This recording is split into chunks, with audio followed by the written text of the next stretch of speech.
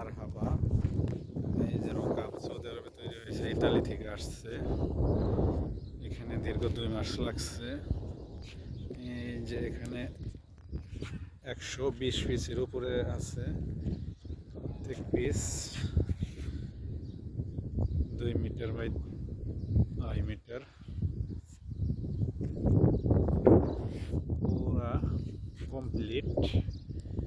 ঈদের ছুটি, ঈদের পরেই লোড হবে। ফ্যাক্টরি পুরা ফ্যাক্টরি রোকামে ভরা।